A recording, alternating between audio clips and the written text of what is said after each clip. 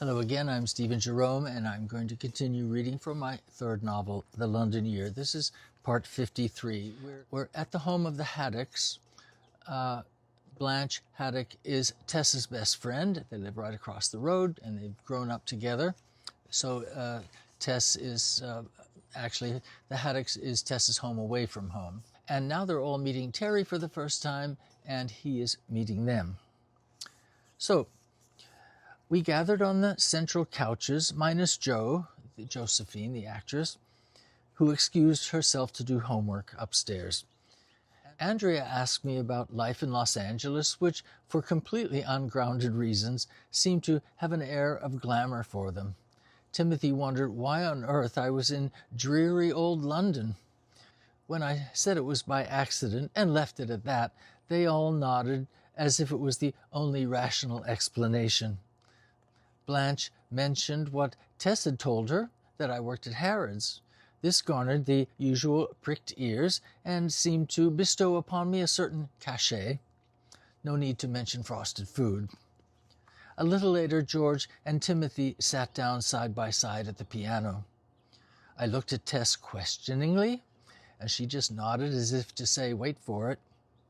Then, after setting up the sheet music, they began to play Bach's Jesus' Joy of Man's Desiring for 4 hands.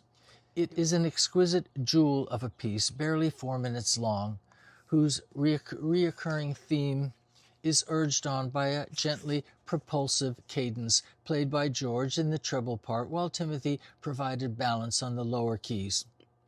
As he played, his eyes darted from the page to the keyboard, studious and completely in the moment. Watching him, I was transfixed. Tears filled my eyes. I had never met anyone who emanated such rare outer and inner radiance, so much more wholesome and believable than the professional beauty embodied in the likes of Sebastian.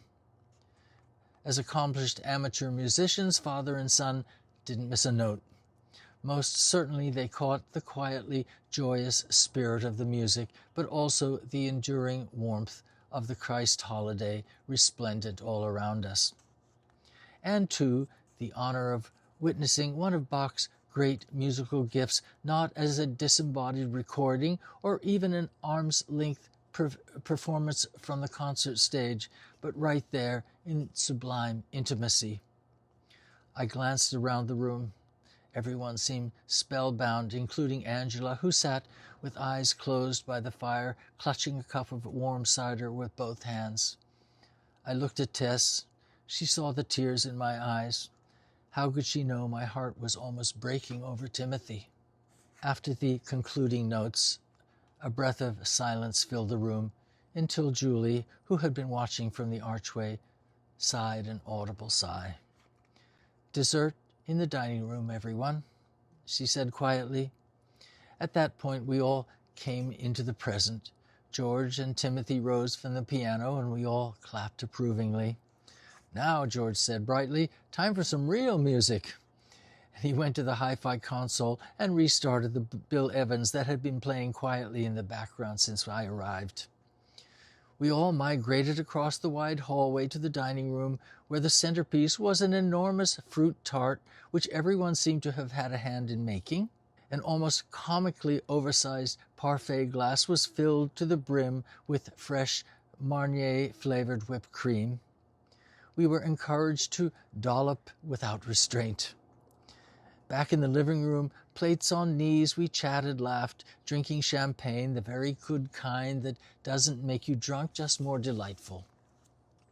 I realized, as Tess had said herself, that it was nothing short of providence that she'd had this alternate family as part of her growing up.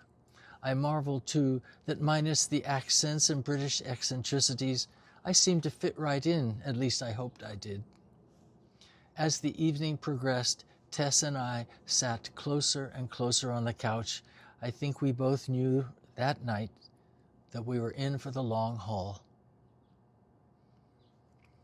I'm going to stop there. Thank you again for watching. Stay tuned. More tomorrow. Bye-bye.